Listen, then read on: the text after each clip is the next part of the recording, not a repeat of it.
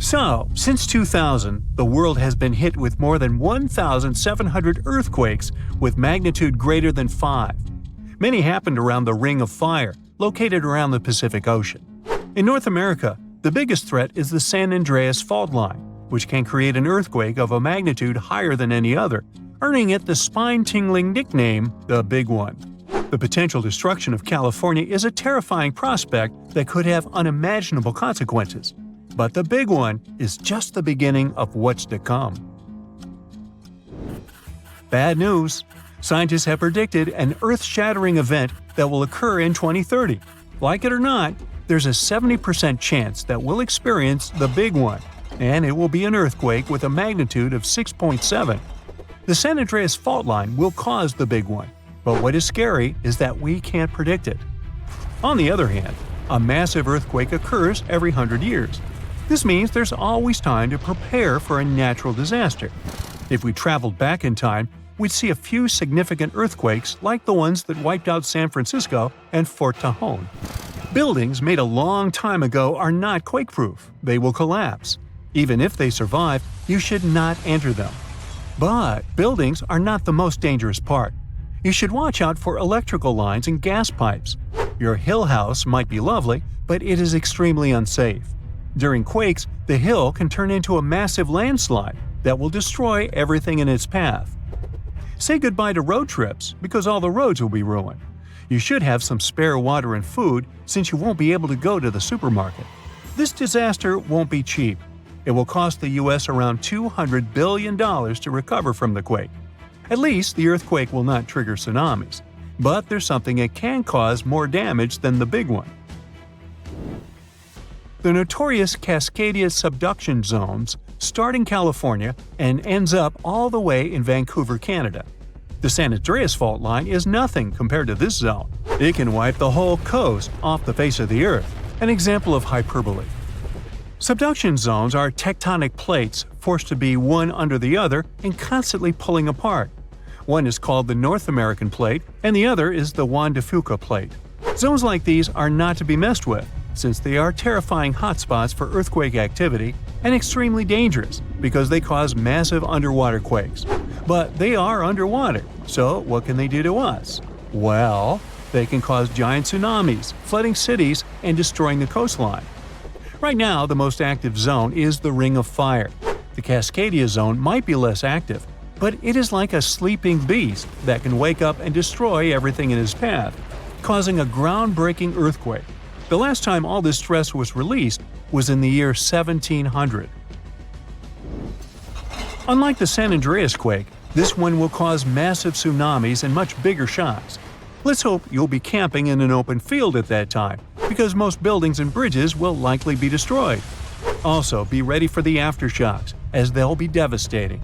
Nature won't be spared either. Landslides will change animals' habitats. Even our homes will be changed forever. Luckily, there is a light at the end of the tunnel, and scientists are doing everything they can to ensure our safety. New rules are implemented. Every new building must be able to withstand massive shocks. They're developing modern warning systems, and every new infrastructure must follow strict quake-proof guidelines. The Juan de Fuca and the North American plates are locked together, but they won't stay like that forever. When they unlock, get ready for a massive shake. The closer you are to the epicenter, the more damage you'll experience. But even if you are lucky to be far away, you may still feel the ground shaking for some time. Now, if we compare the Cascadia subduction zone and the San Andreas fault, we'll see how much more dangerous the Cascadia zone is. In 1994, there was an enormous 6.7 magnitude earthquake in the Northridge area, close to the San Andreas fault. Sadly, many people didn't make it, and some were injured. Back then, buildings were not strong and earthquake-proof, and many of them were damaged. The Cascadia subduction zone can potentially cause a magnitude 9 earthquake.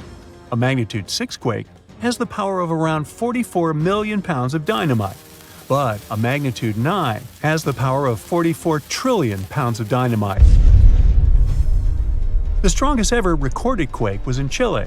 Its magnitude measured 9.5, and it destroyed most everything. So let's say you've survived the quake, but the struggle is far from over. Soon after, a massive tsunami will strike, with waves that might reach up to 100 feet in some areas. That's so unlike the San Andreas earthquake, which can't produce any significant waves. So say goodbye to your beautiful garden, since salt water will destroy trees and plants, changing the environment for a period of time. The only positive thing will be you won't need Halloween decorations, because all those dried-out trees will resemble a ghost forest. The combination of waves, quakes, and the sheer size of the area will make this natural disaster much more dangerous than any caused by the San Andreas Fault or the so-called Big One. A quake similar to this happened around 300 years ago. Many more have been recorded in the past 3,500 years, proving that they continually occur every 400 to 600 years. So, technically, we have around 100 to 300 years before the next big one hits.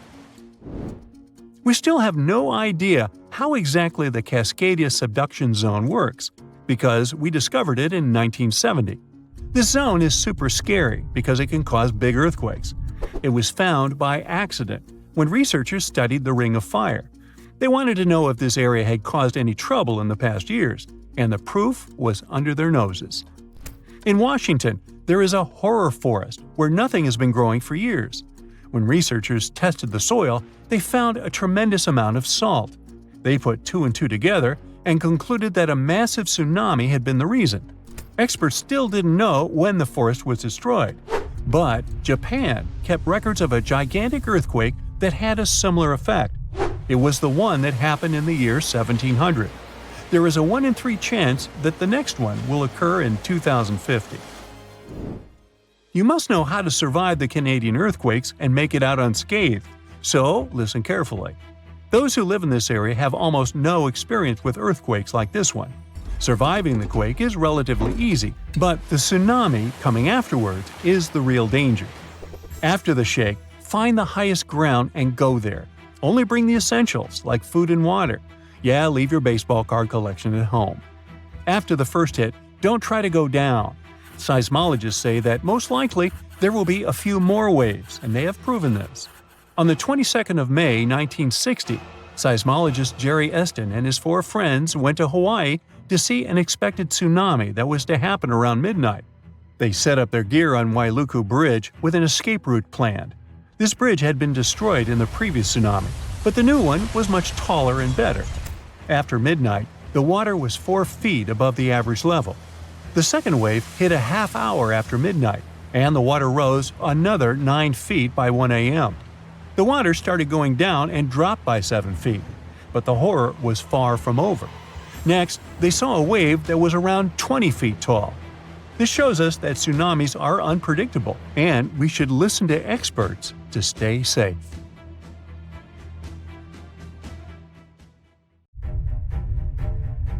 There is a powerful force hiding underground where tectonic plates meet, and one forces another under it.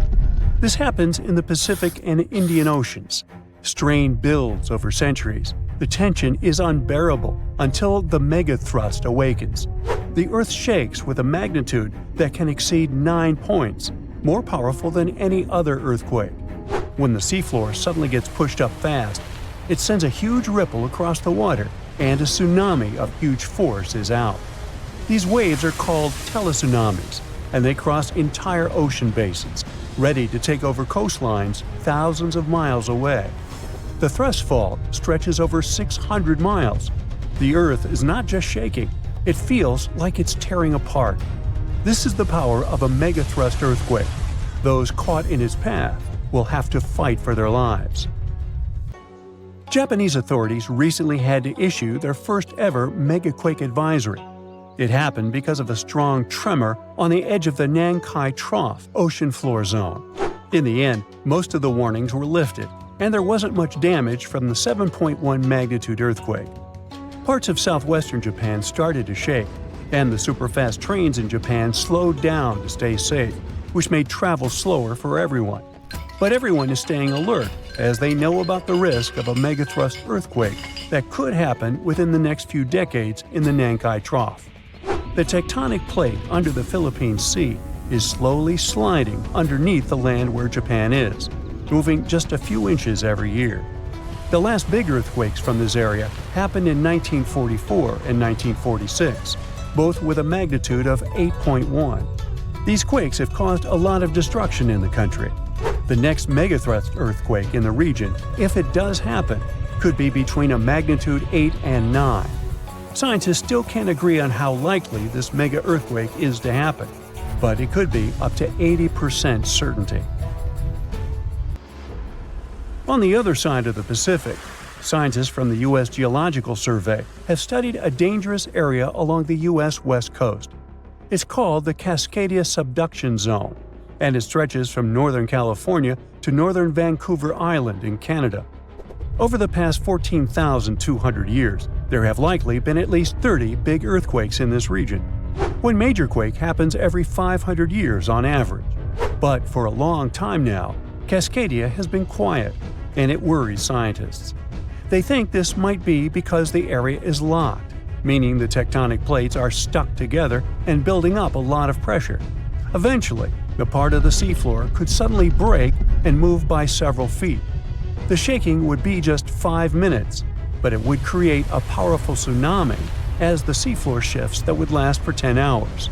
If it happens, it's going to be the worst natural disaster in the country's history, according to experts.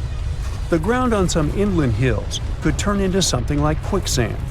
This would cause the hillsides to slide and crumble, taking down roads and bridges. Around 620,000 buildings could be badly damaged or even collapse, including about 100 hospitals and 2,000 schools. People in Washington state might have to take care of themselves without help for 2 weeks, finding food, water, and shelter on their own. Scientists are studying slow slip events, where the tectonic plates move very slowly over weeks or months, releasing some energy but not enough to stop a big one. Every time the magnitude of an earthquake goes up by just one number, the energy it releases is 40 times bigger. So we'd need about 1 million small earthquakes every day for 500 years straight to release the same energy as one huge magnitude 9 earthquake. But these small earthquakes might be clues that a bigger earthquake is coming. To better monitor the Cascadia fault, experts are mapping the fault more accurately and adding better monitoring tools offshore. Scientists receive over $10 million to install seismic sensors and seafloor pressure gauges on a fiber optic cable off the coast of Oregon. The goal is to be ready to warn people and potentially save lives when a big earthquake strikes. A sharp megathrust earthquake happened in this part of the world in 1964. It went down in history as the Great Alaska Earthquake and had a magnitude of 9.2. It lasted for more than 4 minutes, making it the most powerful earthquake in the history of the U.S. and North America. The ground shook so hard that it caused huge cracks and landslides. In Anchorage, many houses, buildings, and roads were destroyed because they weren't built to handle such a big earthquake. In some places, the land was permanently changed. For example, the coastline near Kodiak and Hinchinbrook Island was lifted by 30 feet. In other areas, like Gerwood and Portage, the ground sank by 8 feet. They had to rebuild roads higher so they wouldn't be flooded by the tide. A huge 27-foot tsunami wiped out the entire village of Chiniga. Many coastal towns were heavily damaged, not just by the earthquake, but also by tsunamis and the fires that followed. After the main earthquake, there were thousands of smaller aftershocks for months. A moderate earthquake of magnitude 4.4 shook Los Angeles in August 2024. Once it was over, the LA Fire Department checked around the city and didn't find any major damage or anyone hurt. In the nearby city of Pasadena, which is close to the earthquake's epicenter, a water pipe burst inside City Hall and everyone had to leave the building. Thankfully, there was no danger of a tsunami. The best we can do to avoid panic in such situations is to be prepared. Japan is one of the places on Earth where earthquakes happen the most because it sits on the edges of 4 tectonic plates. Around 1,500 of these earthquakes each year are noticeable. Because of this, the people in Japan have learned to live with earthquakes. The 1950 law set a rule that buildings should be able to handle earthquakes up to a magnitude 7 without falling apart. An update 30 years later said that buildings should only have minor damage in such earthquakes and still work as usual. But if an earthquake is even stronger, the law says the building's main job is to not collapse and save people's lives. At the most basic level, buildings are made stronger with thicker beams, pillars, and walls so they can handle shaking better. Another technique is placing special pads made from materials like rubber at the base of a building. Some buildings are even built on thick layers of padding that separate them from the ground completely, which helps protect them during an earthquake. A skyscraper might sway back and forth a lot, moving up to 5 feet. To stop it from getting damaged, engineers can add something called dampers every second floor all the way to the top. These dampers are like giant bicycle pumps, but instead of air, they're filled with liquid. When the building shakes, the dampers push against the liquid inside them. Even though the liquid doesn't squish very much, it can still absorb some of the shaking. When they're building tall skyscrapers, engineers try to make the structure as simple and balanced as possible. This means having each floor the same height and placing the support columns evenly. But sometimes, architects who design skyscrapers don't want to make these compromises because they have creative ideas for how the building should look. Then they have to find compromise solutions. For example, Tokyo's Skytree Tower, one of the tallest buildings in the world, is designed in a futuristic style but also includes special features to protect it from earthquakes.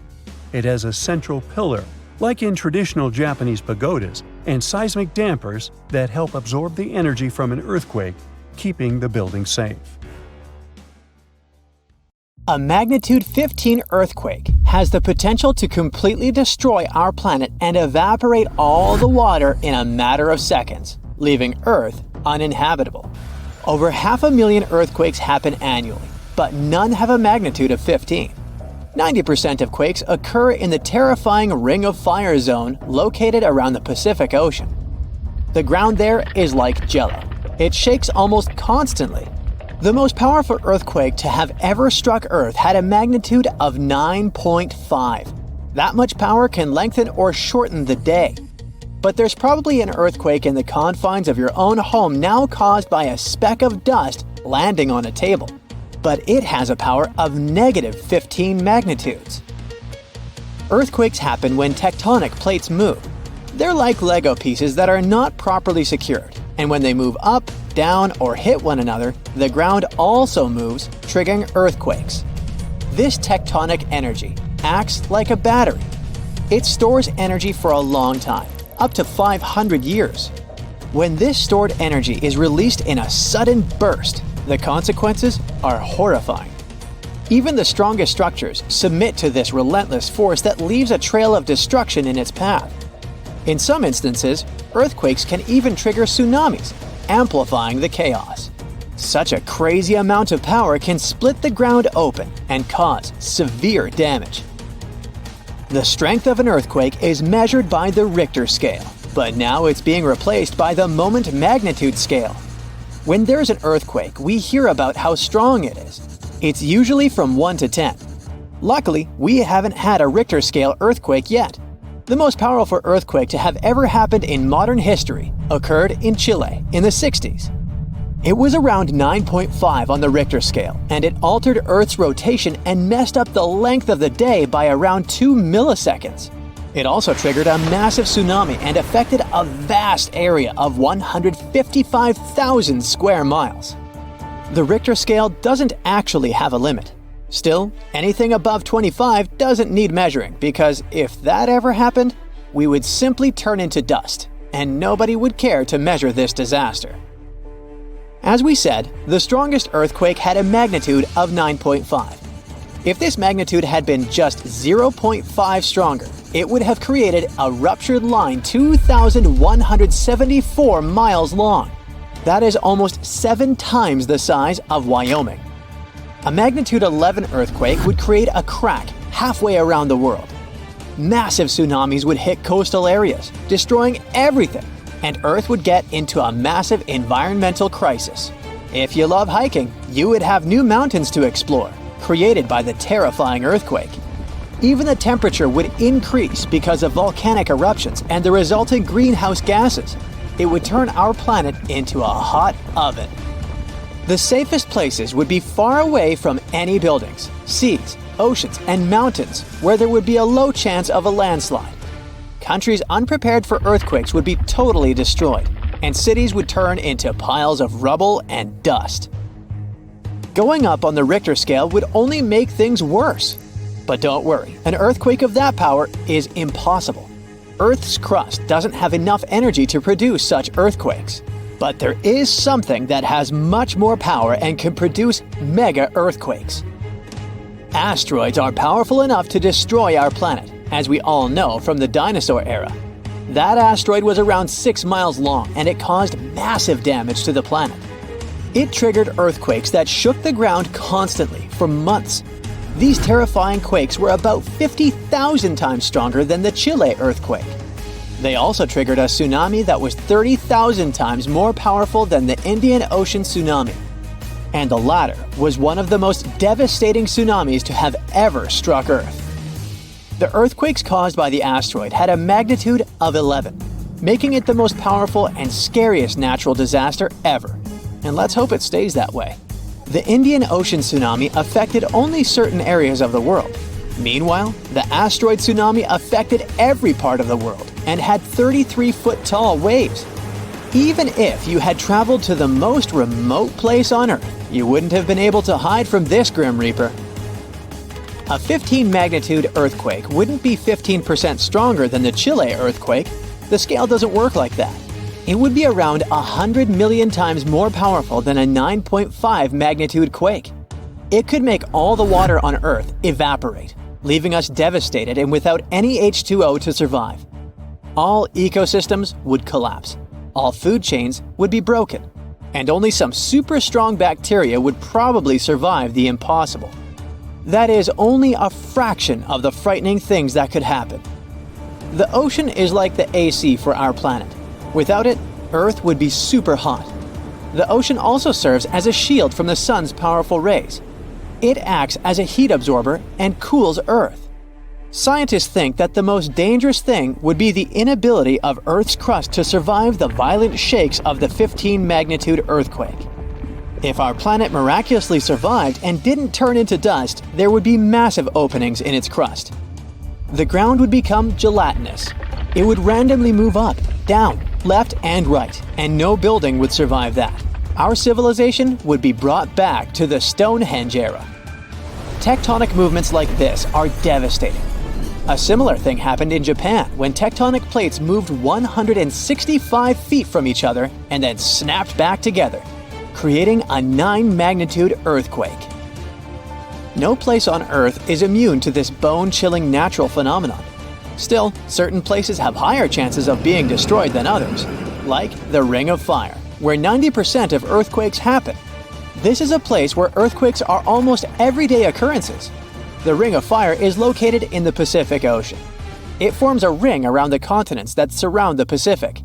There, several tectonic plates meet, creating highly unstable ground. To make the problem much more terrifying, 75% of active volcanoes are located in this area. 90% of dormant volcanoes are also there, making this place extremely dangerous. Scientists carefully study this region to find a way to predict when the next earthquake might strike. The Ring of Fire is not the only place at risk of earthquakes.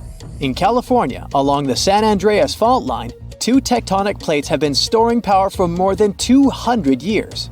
The San Andreas fault is 715 miles long and has the potential for a massive earthquake. This region has its fear of violent earthquakes like the one that happened in San Francisco in 1906. It had a magnitude of 7.8 on the Richter scale. Scientists' predictions are terrifying. They say that the chance of a 6.7 magnitude earthquake is very high in the area. If all hell starts to break loose, you should know how to survive. Avoid anything that might fall on you, like windows, closets, or unstable ceilings. The official phrase from emergency experts is drop, cover, and hold on. Stay low to the ground. Hide under something stable like a table. and remain there until the shaking stops. Make sure to stay in your shelter for another minute or two, just in case there are aftershocks or loose debris. Use your nose and smell for gas. If you do smell it, don't turn the lights on or do anything that might ignite it. Stay strong and be safe. An earthquake in Indonesia began in 1829 and lasted a mighty 32 years. It reached its climax in 1861 and hit a magnitude of around 8.5. It was caused by the tectonic plates below the island slowly clashing against each other. Researchers discovered that the quake had been building for some time after analyzing the coral in the area. They found it was being periodically exposed to the open air. That was caused by the gradual earthquake moving the land up and down. Scientists call these decades-long silent earthquakes slow slip events.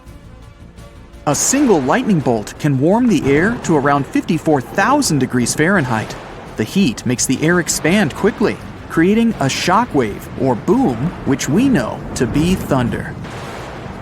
There are close to 3 trillion trees on Earth. That translates to roughly around 422 trees for every person. Before humans, the number was nearer to 6 trillion. Almost 70% of the Earth's surface is covered by water, which on average is around 2.5 miles deep. 97% of Earth's volcanoes lie underwater, as well as the mid-ocean ridge, a massive mountain range that is over 40,000 miles long. Humans have mined around 190,000 tons of gold from the planet. Experts predict there is around 20% still left to be mined, but this figure is constantly changing. The world's largest active volcano is in Hawaii. Called Mauna Loa, it's over 2.5 miles above sea level. Given that most of it is underwater, the volcano's summit is a staggering 11 miles from its base. That's the same length as over 160 football fields. The highest ever recorded temperature on Earth was a sweltering 136 degrees Fahrenheit. It was recorded in El Azizia, or modern-day Libya, on September 13, 1922. The lowest temperature was a chilling minus 129 degrees Fahrenheit, recorded at Russia's Vostok station in 1983. Earth is the 5th largest planet in the solar system, behind Jupiter, Saturn, Uranus, and Neptune. It has a circumference of roughly 25,000 miles, and it would take the average person around 8,300 hours to walk around the face of the Earth. The separation between Earth's land masses would make such a trek almost impossible, though. It takes 365.25 days for the Earth to orbit the Sun. Because our calendar years only have 365 days, we add an extra leap day every 4 years to make up for the difference. Russia is the largest country on the planet, with a total area of about 6.5 million square miles. It encompasses more than 1/8 of the Earth's inhabited land area, but still has a relatively small population given its size. Earth is the only planet with one moon. Mercury and Venus have no moons, while every other planet has 2 or more. Earth is over 4 billion years old. Scientists calculate this by looking at the planet's oldest rocks, as well as meteorites that have crash-landed. They used meteorites as they were formed at the same time as Earth, when the solar system was forming. The ground we walk on is basically recycled. The planet's rock cycle turns igneous rocks to sedimentary ones, then transforms those into metamorphic rocks, and back again. Like Earth, our moon also experiences earthquakes. They're less common and intense than the ones we have, and are caused by tidal stresses. A tidal stress is basically the relationship between the gravitational pull of the moon on the Earth and that of the Earth on the moon. Despite being the 5th largest continent, Antarctica holds 70% of the planet's fresh water and about 90% of its ice. Bangkok is the most visited city in the world, boasting 23 million visitors in 2019 alone. Paris, London, Dubai, and Singapore make up the other cities in the top 5. The lowest layer of Earth's atmosphere is called the troposphere and is the reason we have weather. Sunlight heats the planet's surface, which causes warm air to rise up to the troposphere. This air then expands and cools as the air pressure decreases and sinks down, where it is then warmed by the Earth again. Coral reefs are the largest living structures on the planet, with some even being visible from space. Coral reefs hold the most species per area of any of Earth's ecosystems, even more than rainforests. Earth got its name around 1,000 years ago, and it comes from the German word meaning the ground, but there's no evidence to show who actually named it. Of all the planets, Earth is also the only one which is not named after a Greek or Roman deity. The deepest point of the ocean is the Mariana Trench. It's a whopping 7 miles below sea level. Coastlines cover about 20% of U.S. land, but are home to more than 50% of the U.S. population. The Earth isn't actually a sphere. It's more like a squished ball that bulges at the equator. The bulge is caused by the force of the Earth spinning, which makes the north and south poles slightly flat. The Earth spins on its axis, which is basically an imaginary straight line. Earth has seasons because the axis is tilted, causing the sun's rays to hit different parts of the planet more directly, depending on the time of year. If the sun was as tall as a standard door, the Earth would be around the size of a nickel. The Earth's rate of rotation is gradually decreasing. It's happening so slowly that it would take as much as 140 million years for the length of a day to increase to 25 hours. Get equipped for any season with brand new Brightside merch. Click the link and grab your print. The biggest animal on Earth is the Antarctic blue whale. It can reach lengths of 100 feet and weigh up to 400,000 pounds, which is around the same as 33 elephants. The temperature at the center of the Earth is around the same as the surface of the Sun, at almost 10,000 degrees Fahrenheit. Earth is around 10,000 times older than humans. Earth is around 4.5 billion years old, whereas humans have been around for, at most, 450,000 years. There are around 34,000 known species of fish. The actual number is way higher though, as a whopping 95% of our oceans still haven't been explored. America's Route 66 is longer than the journey to the Earth's core. The distance to the core is roughly 2,000 miles. Route 66 is almost 2,500 miles. The Earth is made up of 3 main components: the crust, the mantle, and the core, which is divided into the outer core and the inner core. Scientists have estimated that there are around 8.7 million species on the planet. Out of this, between 1 to 2 million of these species are animals. But roughly 86% of land species and 91% of fish have yet to be discovered by humans. Ancient astronomers used to think that the Earth was the center of the universe. For 2,000 years, they believed the Earth to be static, while other bodies traveled in orbit around us. In 1543, Copernicus published his sun-centered model of the solar system. Earth is the densest planet in the solar system. The density varies across its different crusts, but the planet's average density is just over 3 ounces per cubic inch. Mount Everest is the highest point on the planet. Its peak is the highest altitude above sea level at around 5.5 miles. Each year, 1 septillion crystals of snow fall on Earth. That's a trillion snowflakes. Snow covers about 31% of Earth's land area each year. Of Earth's water, only around 3% is fresh water. The other 97% is salted. Of that 3%, about 2% is frozen in ice and glaciers. So, less than 1% of the planet's fresh water is actually in lakes, rivers, and underground. The world's largest inland body of water, or lake to us normal people, is the Caspian Sea. It has an area of 140,000 miles squared. The world's deepest lake is Lake Baikal in Russia and is 5,300 feet deep. Earth's atmosphere is roughly 78% nitrogen and 21% oxygen, with small amounts of water vapor, carbon dioxide, and other gases. No other planet is believed to have this much oxygen, which explains why Earth is the only planet where life has been discovered so far. Apart from the Moon, there are 2 asteroids in co-orbital orbits with Earth. sometimes called Earth's second moon. 3753 Cruithne is an asteroid that looks like it's following the Earth in orbit, but it's actually following its own path around the Sun. 2002 AA29 is another asteroid which makes a horseshoe orbit around the Earth that draws it close to the planet every 95 years. You have friends over for dinner. You set your drink on the counter and go help your friend set out some desserts. When you get back, you notice the liquid in your cup. It's sloshing around and the ice cubes look like ships on a rough sea. Now you feel it too.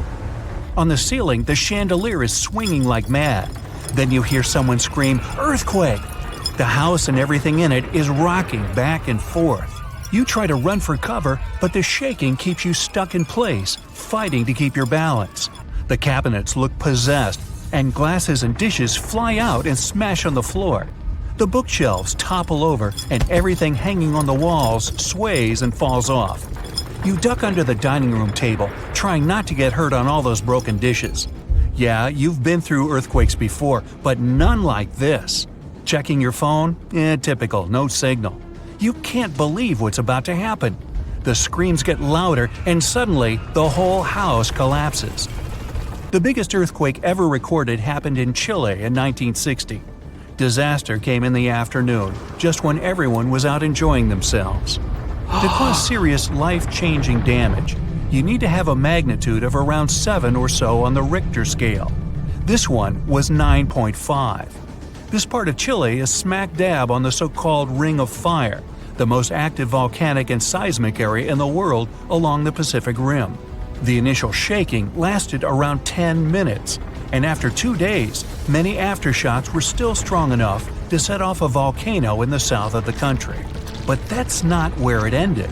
The earthquake unleashed a series of tidal waves all over the Pacific Ocean, with some reaching over 80 feet high. The waves and earthquake were so strong that they even affected Hawaii, Japan, and the Philippines. It caused around $500 million $1960 worth of damage. Many were left homeless. Much of their infrastructure was smashed too. Buildings as far as the eye could see were toppled, and debris piled everywhere. Scientists estimate that this earthquake was so powerful, it shifted the Earth's axis, making our days 1.26 microseconds shorter. That might not seem like a lot, but think about it. Just one natural disaster was strong enough to make time move. Many of the coastal cities were flattened and floods were widespread. The economy spiraled downward. According to studies, if this earthquake happened today, it caused more than $20 billion in damages. So what would happen if an earthquake twice that size hit without warning? For starters, you'd likely feel the effects even further away. Tidal waves wouldn't just hit the coasts of Japan and the Philippines.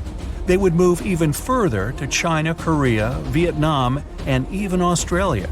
And those waves would be significantly higher than 80 feet, perhaps double that. That's like 8 giraffes piled on top of each other, surfing your way. If you lived by the coast, you'd notice the waves. If you saw the water recede way back so you could practically see where all the fish call home, you'd know it was time to run. Chances are that a tsunami's heading your way. Say it really happens. You're caught under the wreckage, not knowing what's going on. You manage to free yourself and escape to the fresh air. And you're not alone, because all the houses in the neighborhood have turned into piles of bricks and rubble. The bridges have also collapsed, leaving people stranded on either side. You look around, dust yourself off, and rush to find help. Fire trucks and ambulances drive between the broken-down cars and rubble. You try to make it to your car, but the aftershocks are still hitting, and you're getting tossed to the sidewalk. With all the cell towers down, you can't call anyone on your phone. Your knees are shaking, but you manage to power through. Once you reach your car, you see it crushed under a boulder, like a giant soda can. You continue on foot and eventually reach downtown. It looks as if some giant got angry and knocked all the buildings down. You push forward and try to see if you can find some help. Without warning, your phone vibrates. You check it and see 1,000 notifications about a 20-magnitude earthquake. You're still shaking, But that's all you. The ground is still for now. Uh-oh. You hear something in the distance, racing towards you. To your right, you see tidal waves as tall as buildings charging at you. Still in shock, not knowing what to do, you now come to your senses and run. You don't even know which way to go. There's a tsunami right behind you, and in front of you are broken down buildings with rocks and concrete still falling everywhere. Wait, there's a building that's somehow still standing. You need to get on top of that thing. You reach the elevator, but it's jammed. Not surprising.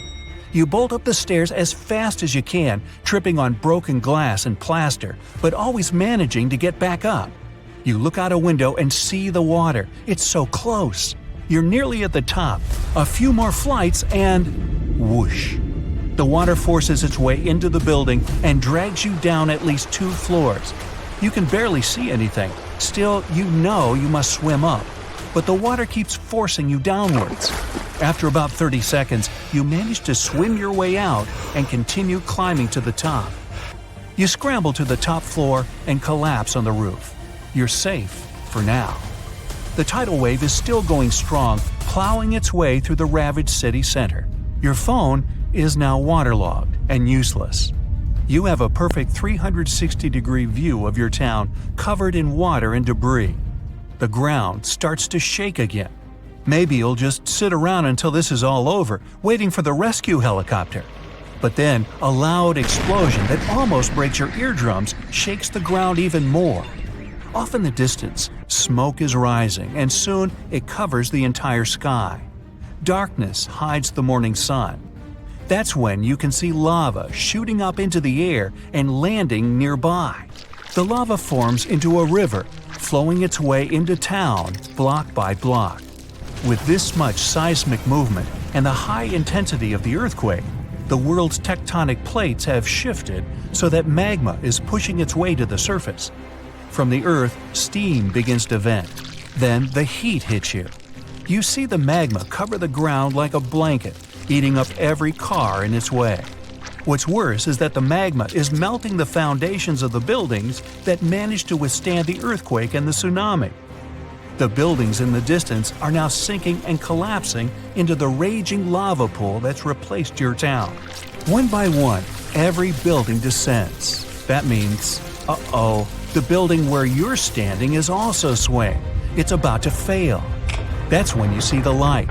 You look up and see a helicopter above in the distance. You wave your arms, run around, jump, anything to get noticed. And it works. The chopper makes a few circles and finally drops you a rope ladder. As you're lifted in the chopper, you take a good look at the world below you as it wriggles around like noodles in a strainer.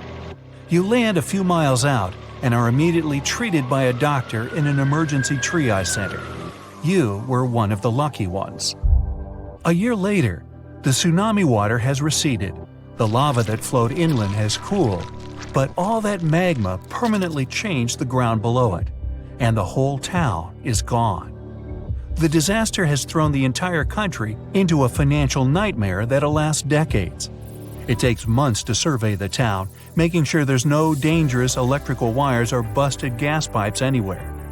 They're rebuilding your town farther inland from where the old one was.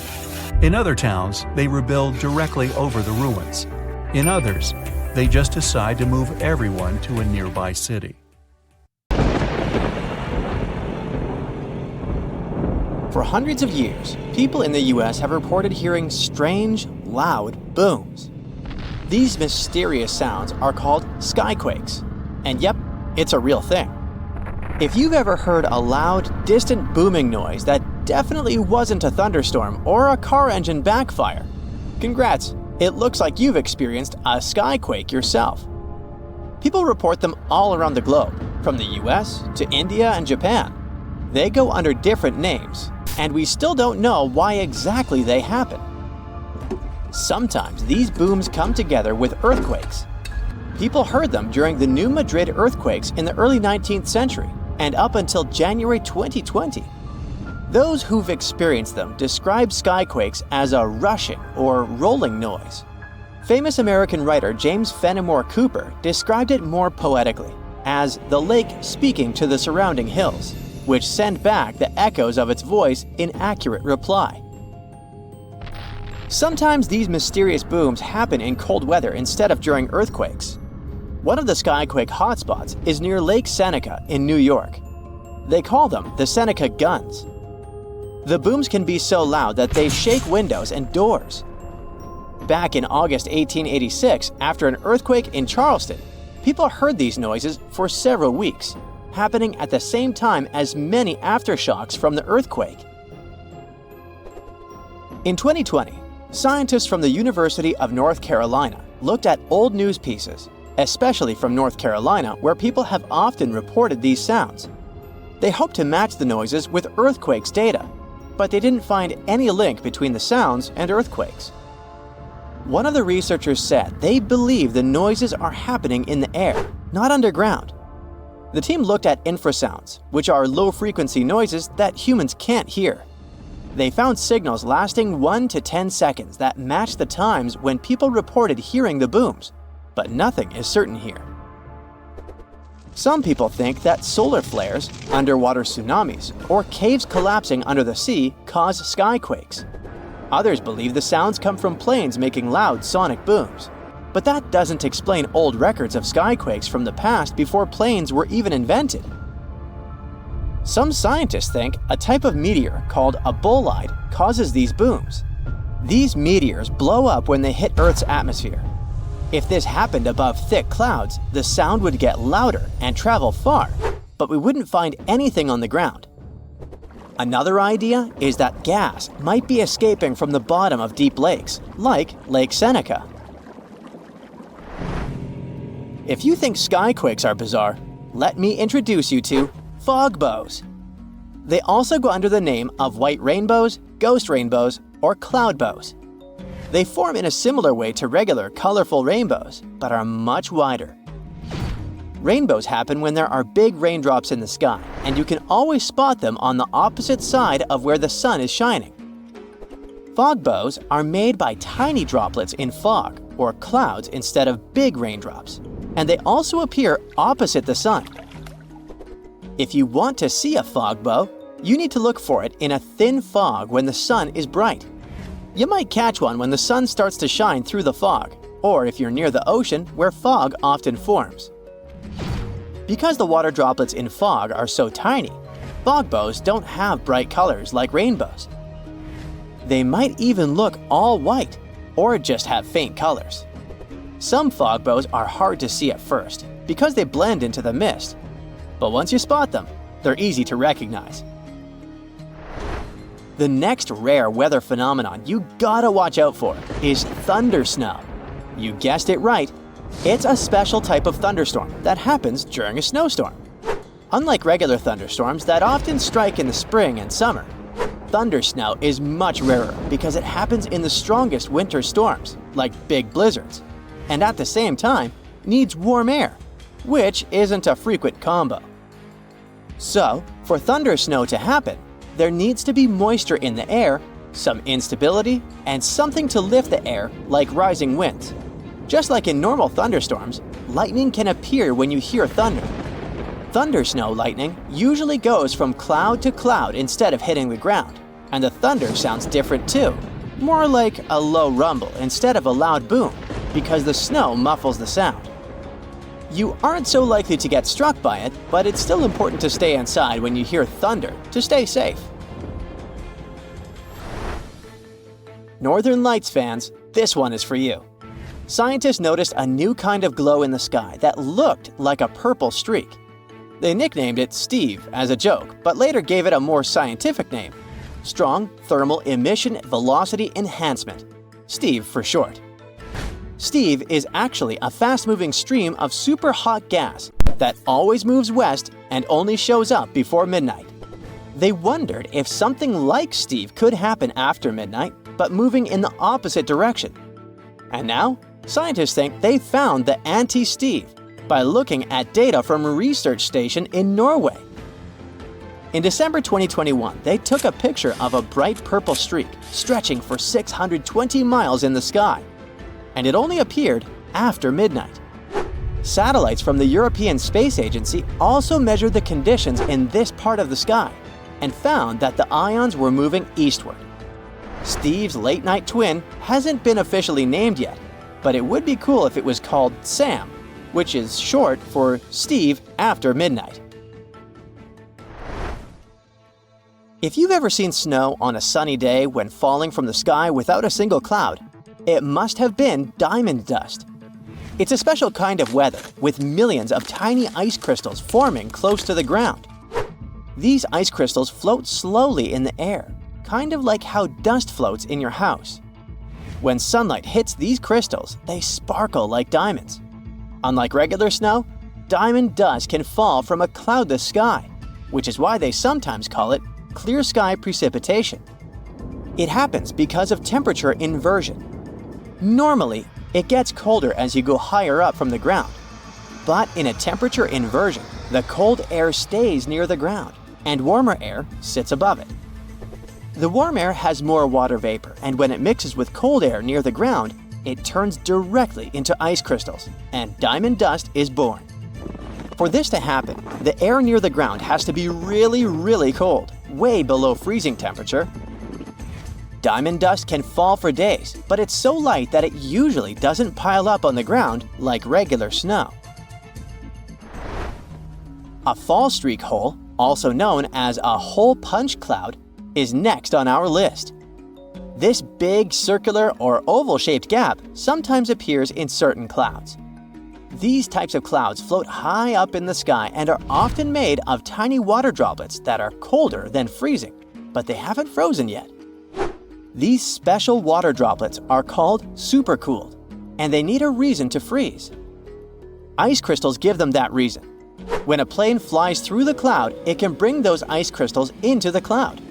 Once the ice crystals are there, the supercooled water droplets freeze quickly, get bigger, and start to fall from the ground. This creates a hole in the cloud, and as more nearby droplets freeze, the hole gets bigger and spreads outward. Any tornado is scary, but a fire tornado takes the horror to a new level. These bad boys are spinning towers of flame and ash that form when there's extreme heat, strong winds, and uneven ground. The intense heat from the fire causes hot air to rise quickly. Cooler air from the sides rushes in to replace it and creates strong winds. When winds from different directions meet, it makes the fire spin like a tornado. It gets stronger and can even create its own weather. It pulls in flames, ash, dirt, and anything in its path. The winds can reach speeds of over 140 miles per hour, and these fire tornadoes can last for more than 20 minutes. You come to sunny California and go for a hike in the San Lucia Mountains. There, you have a strange, unpleasant feeling, as if someone's watching you. You look around but don't see a single soul. That's when you glance at the tops of distant mountains in front of you and your heart skips a beat. Up on the peaks, you can see the outline of a giant humanoid figure, arms stretched out with a magnificent full rainbow circling it. This mysterious figure is dressed in all black. You can't make out any facial expressions or detail, but you can see it moving. Then it vanishes right before your eyes. Congrats! You've just witnessed the Dark Watchers, a phenomenon that's been terrifying hikers in the California mountains for over 300 years. Even now, scientists can't give an exact explanation for this mysterious appearance. What we do know is it's completely natural, probably. One theory claims that there are no silhouettes at all. The human brain just thinks up images created by shadows the clouds cast on the mountains. Over the centuries, people share stories about this legend, and their minds begin to show it, building recognizable objects. The same can happen to you, like when you see the contours of a human face on a burnt piece of toast or the shape of a dog in a passing cloud. The most accepted scientific explanation is what's called a Bakken specter. It's when sunlight gets bent by drops of fog or clouds. That explains the rainbow surrounding these figures. As for the shadow, it's only your own being stretched and projected on the mountains before you. After all, these figures usually show up when the sun is behind the witness. Natural or not, the vanishing mysterious figures scared the wits out of you. So we head to Antarctica. Snow, ice, and more blinding sun. Yep, it's a desert too. The light is almost blinding. You squint and off in the distance, you see something red sticking out from all the surrounding endless white. As you get closer, you realize it's a waterfall, an ominous red cascade flowing from the glacier. Splashes fly in all directions and stain the white snow. Don't worry, these so-called blood falls are nothing of the sort. Millions of years ago, hey, I wasn't around then, a glacier formed over a pond and blocked access to sunlight, heat, and oxygen. Then the pond managed to break through the glacier with a little trickle of water. When such salty waters with high levels of iron meets oxygen, it creates that scarlet rust color. This is the only waterfall of its kind in the world. As soon as you come to the Namib Desert, you immediately notice something very strange. Sprinkled among the dry grasslands are almost perfect circles of dirt where nothing grows. These massive polka dots are called fairy circles, and, you guessed it, nobody really knows what causes them. The likely culprit is termites eating the grass around their underground colony. That could also explain the circles' differing sizes.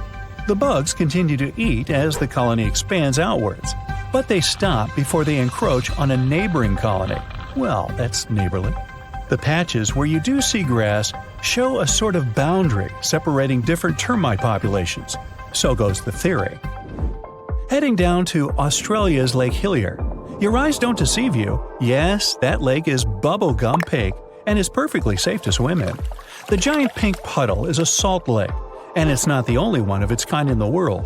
Salt lakes are pink because of a kind of algae and other microorganisms living in them. They produce a red pigment to protect themselves from the sun. What's unique about Lake Hillier, though, is the water is still pink even if you scoop it up into a glass, and it remains bright pink all year round. The same can't be said about other pink lakes. Southeast Asia. You see a tree that looks as if someone poured paint all over it. But the rainbow eucalyptus was painted by nature. Its unusual bark changes colors over time, like a kaleidoscope. It starts off as a bright green shade, then red, orange, purple, and finally brown. Then the colorful cycle starts again. Blood rain looks more terrifying than any horror movie, but in reality, there's nothing strange or unnatural about this weather phenomenon. People have known about such scarlet-tinted rains since the times of ancient Rome. Sometimes, powerful winds lift red dust into the atmosphere and carry it far, far away, to another galaxy. In the end, this dust gets mixed with clouds, which colors the rain. By the way, dust from coal mines can make the rain black.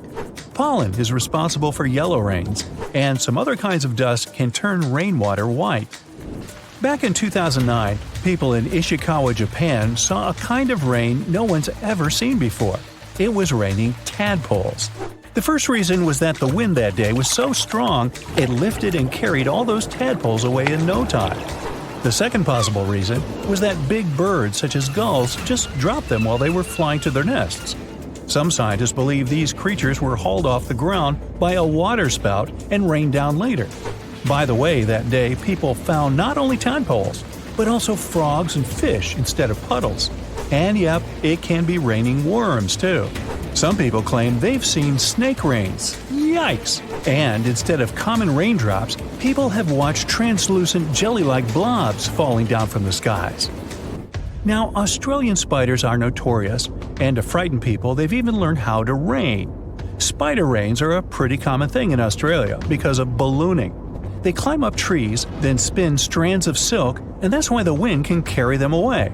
Usually people don't notice it, but when it's wet, hundreds of spiders climb up to more desirable places. People say that when it rains or snows, it's possible to see spiders literally drift down on those webs as if they were balloons. If you ever travel to the Mekong River, you'll probably have a chance to see glowing balls rising up from the water and beelining straight into the air. The locals call these the Naga fireballs. Sizes may vary, so these reddish balls can be as tiny as a cherry and as large as a watermelon. During the night, you can see dozens and sometimes even thousands of fireballs. Scientists don't have any solid explanation why it happens, but is probably flammable gas released by the marshy environment. Still, a local superstition claims it's all because of a giant serpent living in the Mekong. Now, shelf clouds look like something from a sci-fi movie. They form when warm and moist air gets caught in a thunderstorm updraft. These ominous clouds most often mean a storm is coming. Breathtaking rainbow clouds appear on top of cotton-like puffy clouds after thunderstorms. The puffy clouds are low-altitude ones. When the water vapor they contain condenses, the resulting droplets act like prisms. This forms multicolored caps over the clouds. Morning glory clouds are extremely rare. They look like massive tubes stretching across the sky. Most researchers agree that these clouds appear when an updraft squeezes through the cloud. This creates the signature rolling appearance. The cool air at the back of the cloud makes it sink downward. The best, but not the only place to see morning glory is Australia's Gulf of Carpentaria. If you decide to travel there to see these clouds, choose a period from late September or October to early November. Huge white lumps over your head are called mammatus clouds. They make you believe the sky is falling. Most clouds form when air rises in the atmosphere, but not mammatus ones. They appear when moist and cool air goes down and mixes with dry air. The result? Unique puffed rice clouds. By the way, if you spot this phenomenon, bad weather is just around the corner. Whoa, mama! If you get to the bottom of the Caribbean just off the coast of Cuba, you'll see circular columns, paved floors, symmetrical stone structures. That's what the Cuban underwater city looks like. Why was a large city abandoned? Lots of people believe the ruins once belonged to a long-forgotten civilization. But scientists have their doubts. They claim the lost city is nothing but a natural phenomenon that appeared about 5 million years ago. Such disc and donut structures often occur around the areas of the seafloor where natural gases break free. Those who have ever heard an annoying sound a kettle makes when the water is boiling can imagine what the whistle sounds like. Even though this noise isn't as blood-curdling as some other unexplained sounds, it doesn't make the whistle any less mysterious. It's incredibly elusive. In 1997, only one underwater microphone was able to pick it up. At that time, researchers didn't manage to pinpoint the source of the noise. The most likely cause of the unusual sound is the eruption of one of the submarine volcanoes.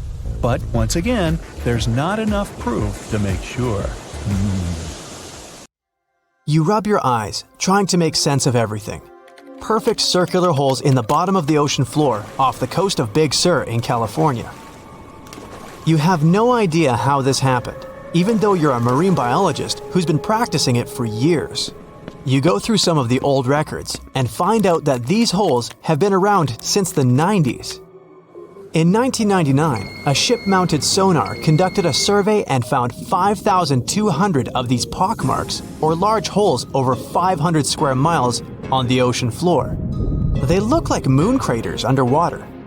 You contact your team and get the robot ready to go down and explore the scene and bring back a few samples. You and the team drive to the coast and hop on the boat. You're sitting inside controlling the robot with a joystick. Your teammate sets the robot in the water and drives it down. Everything seems normal near the surface, but as the robot goes lower, the pockmarks start appearing. A bunch of boats swift past you, making you lose your balance and focus. The robot turns on the flashlight so you can see better. But as it goes lower, the resolution is less crisp. It almost reaches the bottom, and the holes are smooth and nearly perfect circular shapes. Some of these holes that were visible in the sonar reading measure more than 30 feet across and 15 feet deep. You show the rest of your teammates the images, and they're shocked. The robot continues swimming, but there appear to be more holes all around. Many of them are too small for the scanner to capture from above. These microdepressions are steep and have sort of tails going in a certain direction. It's possible that the currents underwater played a role in their shape. Everywhere the robot swims, there are new holes all around. After a couple of hours, the robot goes back to the boat with some samples. You take them back to the lab and study them. The robot clearly captures images of human trash, but the samples don't indicate anything alarming for now. Despite the fact that 1/3 of the pockets are filled with trash, there's still no explanation of how they were formed. It's late at night and the rest of your team heads back home. You're passing out in the lab, still trying to find some answers. You wake up the next day and while cooking breakfast, you get this idea that maybe these holes are gases venting out, which could be harmful to marine life. You quickly get the robot and sail out to the ocean once more. This time, you didn't even think about calling your teammates. You place the robot in the water and get behind the screen to control it. The robot descends to the bottom of the ocean and does a survey. So far, the holes still seem to be covered with trash. But some of the holes have marine life dwelling inside, like fish and seaweed. After much scanning, it doesn't look like they're producing any bubbles, which means there aren't any gases venting out, but you're determined to find them.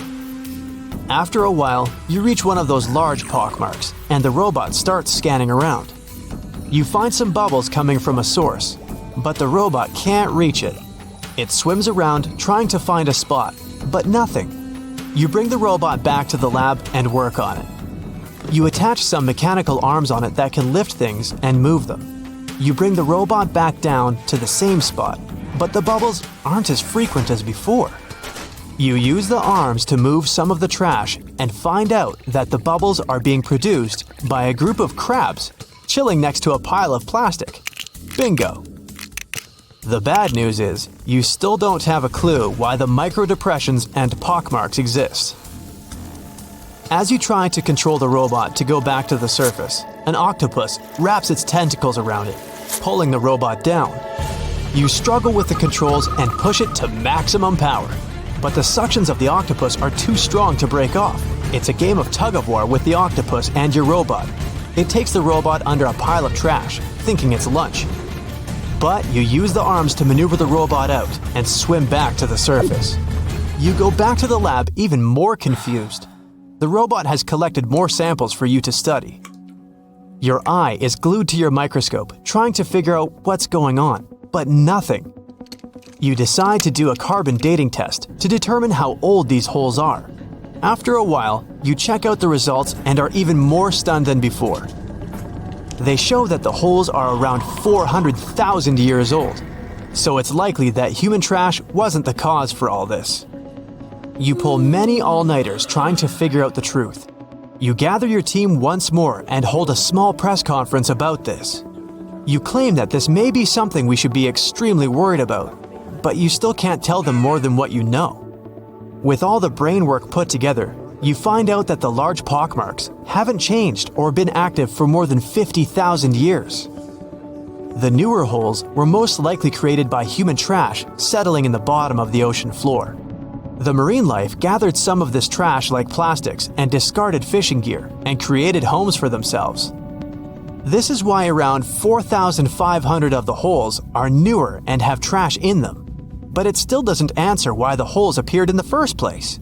You're back to square one. The only way to see what's really going on is to clear up the trash from underwater and study them. The story makes headlines in the local community and catches the attention of a cleanup crew. You organize a trip to the ocean and begin the extraction of all the trash. Many cleanup boats arrive and everyone drops down a net to collect the trash. You send down the robot once more to make sure the nets are hitting the right spot. As most of the trash is being collected, many marine life animals scramble and try to find a way to escape. Everyone makes sure not to hurt them. After a couple of weeks, all the holes are cleared up from the trash. You do another sonar scan from the surface and can see the holes clearer than before. But you still don't have an answer for this. You do some more research trying to see if any other holes appeared around the world. On the other side of the country is a mysterious blue hole off of Florida's Gulf Coast. You catch the nearest flight to Florida and make an appointment with the scientist in charge of the expedition. Blue holes are underwater sinkholes that open below the seabed. Just like on the surface, the underwater world also has sinkholes. This one is called the Green Banana and is 150 feet below.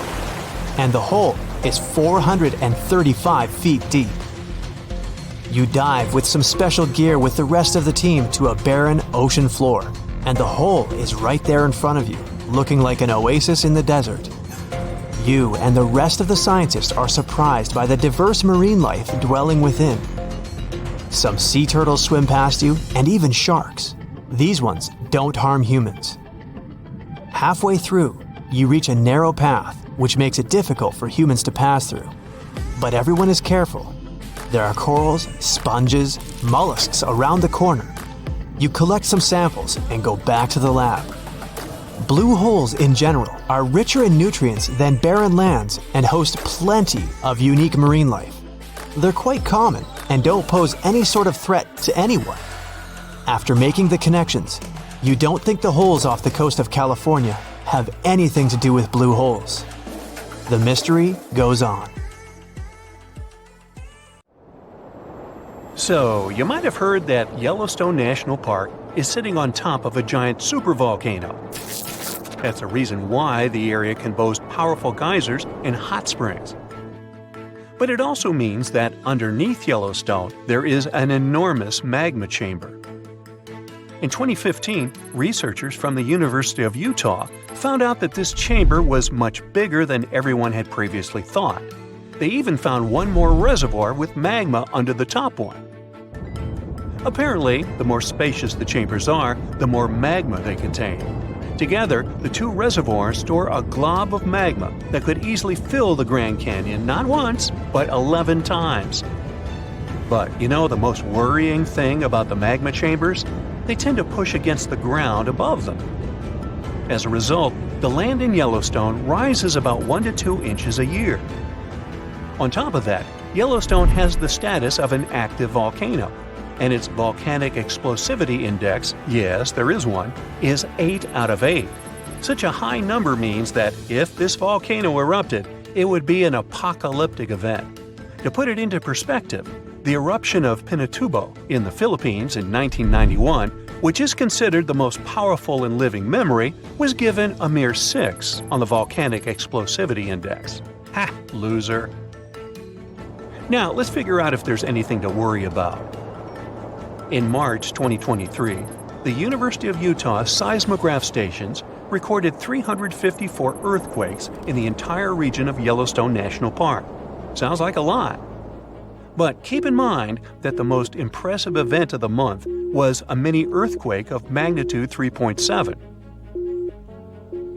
It was part of a swarm of 106 earthquakes that began on March 29th and continued until the end of the month. Yep, earthquakes apparently also come in swarms, so be aware. Experts say that Yellowstone's seismic activity is, well, kind of more active than usual, but it's really nothing serious. A geophysicist working at Yellowstone Volcano Observatory called Michael Pollan claims that the volcano won't erupt anytime soon. For this to happen, there must be enough magma ready to erupt beneath the surface. Whew. There should also be enough pressure to cause this magma to rise. But neither of these conditions exist today. According to the expert, Yellowstone is stable now. At the same time, Pollan and his team are keeping track of all kinds of underground activity, looking for warning signs of possible eruptions. Some of them can be the frequency of earthquakes and ground deformation. Thousands of mini earthquakes, coupled with extreme changes in the surface of the ground in that area, can be alarming. The team also monitors the temperature of the park's thermal features. That's another noteworthy sign of a potential disaster: park-wide changes in geyser activity, as well as gas and thermal emissions.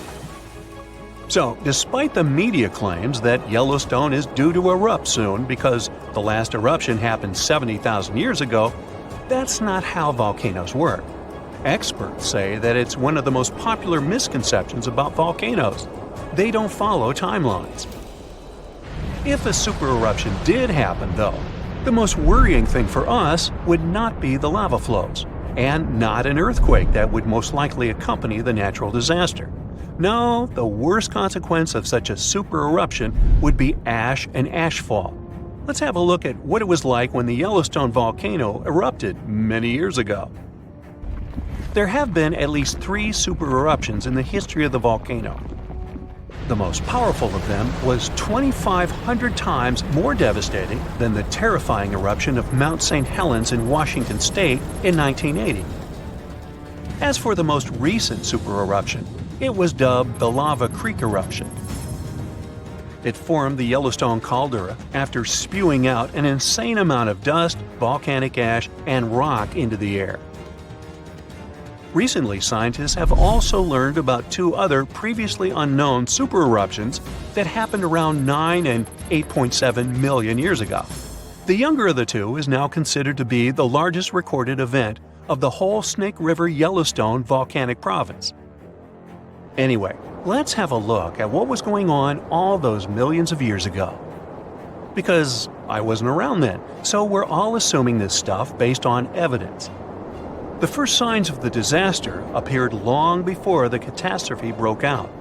For thousands of years, the heat had been welling up from within the planet's insides. It had been melting rock beneath the planet's crust and leaving behind huge chambers. They were filled with a pressurized mixture of semi-solid rock, magma, water vapor, and different gases, including carbon dioxide. All this scorching underground soup was expanding since more and more magma arrived with time. The land over the volcanic system was rising upward almost unnoticeably. A year before the supereruption, Yellowstone gave a warning, a burp maybe, but that long ago there was no one who could interpret these signals.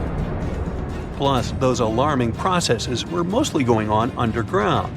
For example, decompression releases gas bubbles. While bursting, such bubbles can often power particular kinds of eruptions.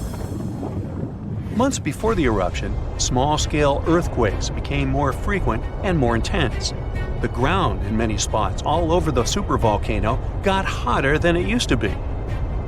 Surface lakes and groundwater also became warmer. If people had been around at that time, they would have noticed unusual steam fogging in that area. Not long before the eruption started, the growing pressure pushed the ground over the magma chamber up. This created a dome-shaped uplift.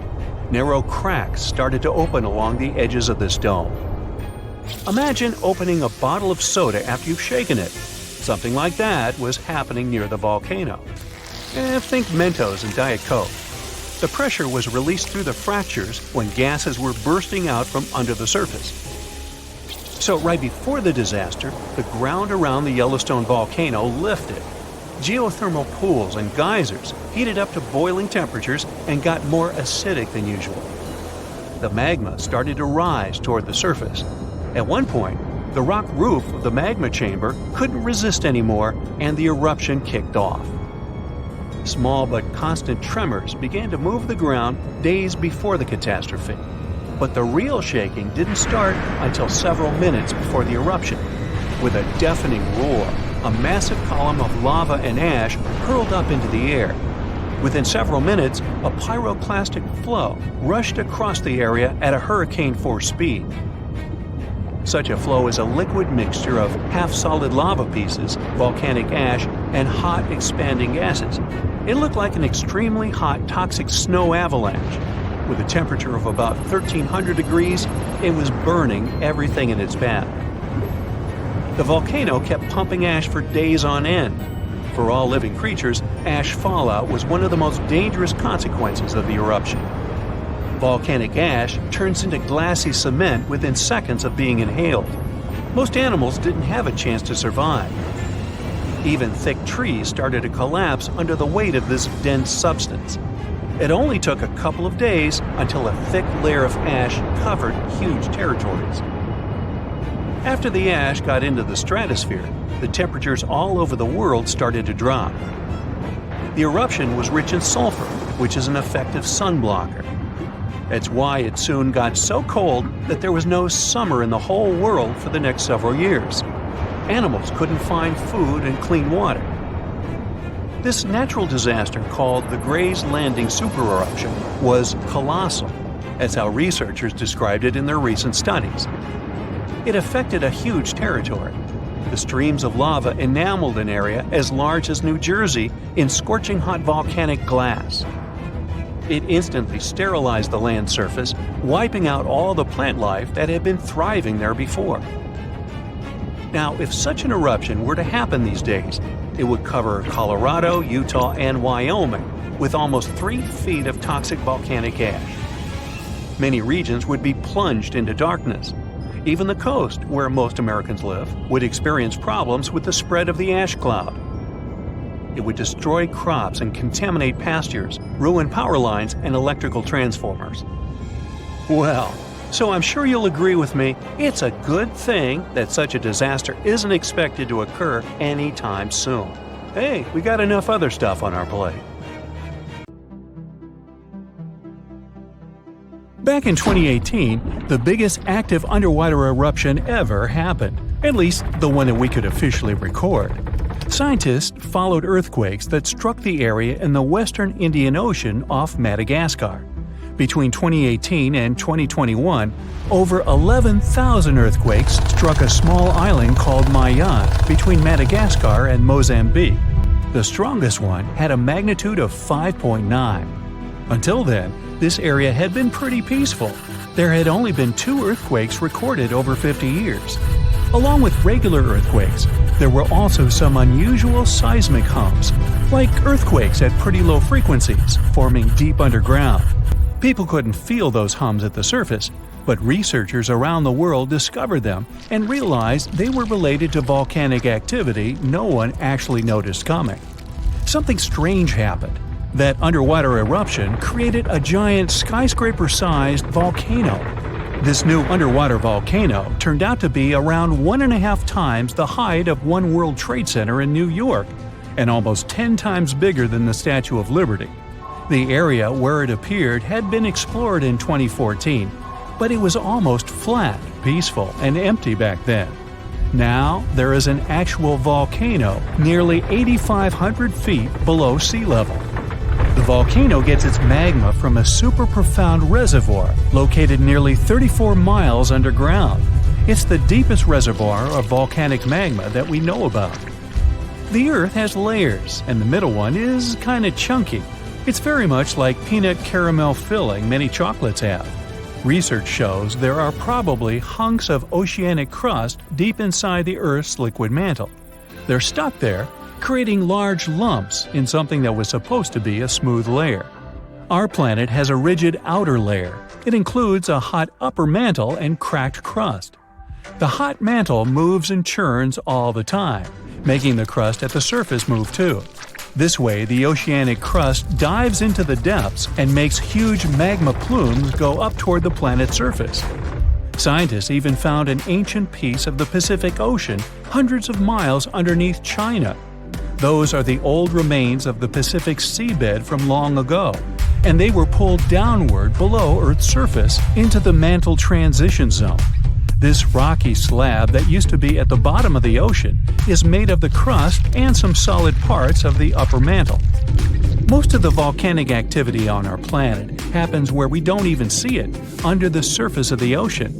About 70% of all volcanic activity happens in the oceans, and mostly in the area of the South Pacific, with over 1,100 volcanoes squeezed into that area. Coastal cliffs, mountain changes, soils, and sediments that line valleys. These are only a small portion of the rocks on our planet.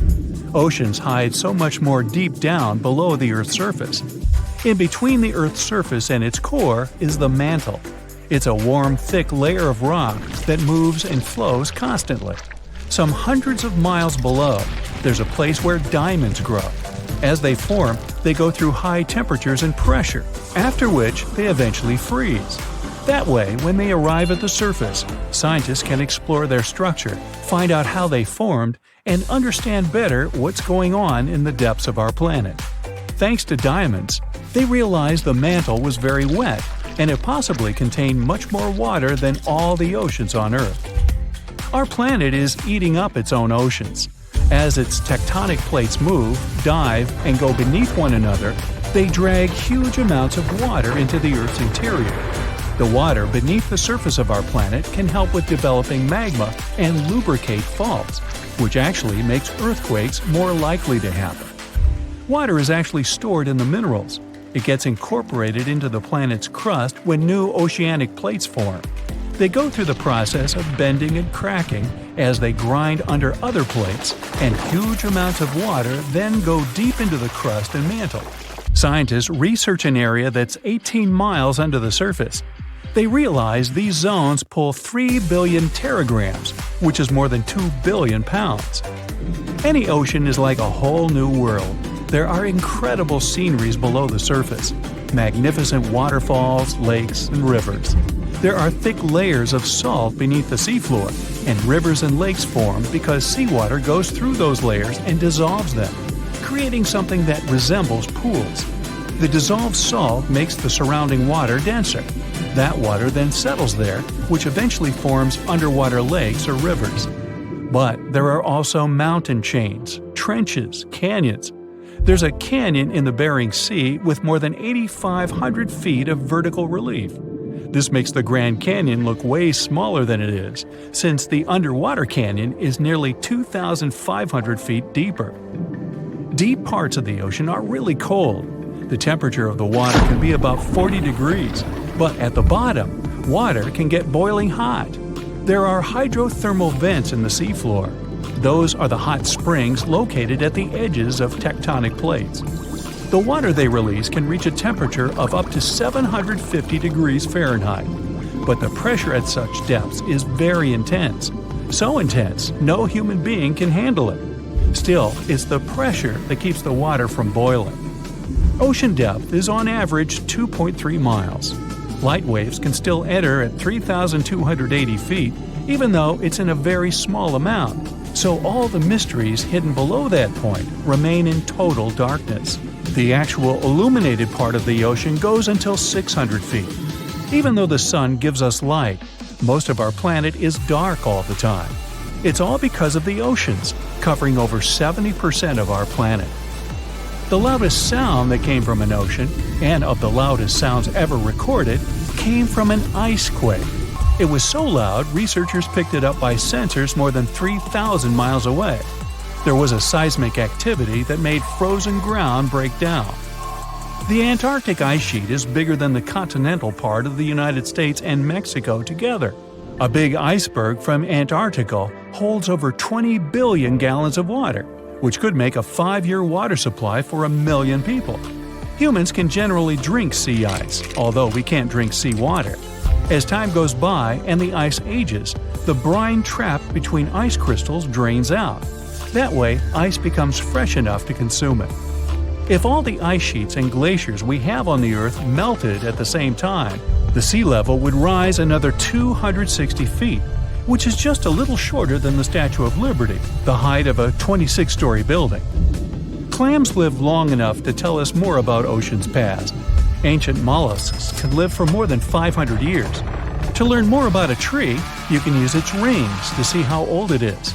To learn how old a mollusk is, you can examine its rings within the shell and tell.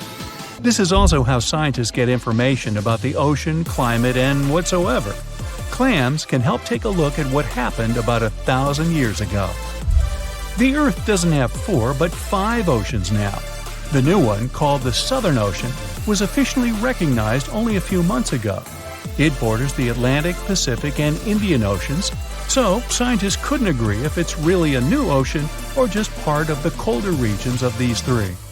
We don't only divide oceans on maps. Each has different conditions for unique marine species.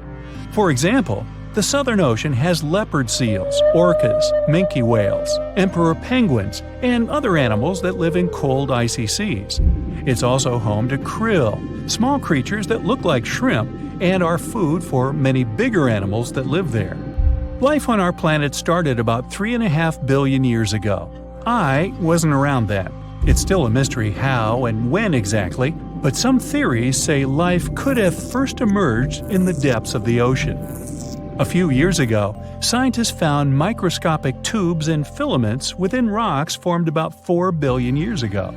These rocks are fragments of ancient oceanic crust. Also, these tiny tubes and filaments are similar to microbes that can still be found on hydrothermal vents in deep parts of the ocean. The idea is these living cells found conditions to stay alive in tiny rocky pores inside the chimneys of those vents, and started the amazing adventure of the evolution of life on our planet.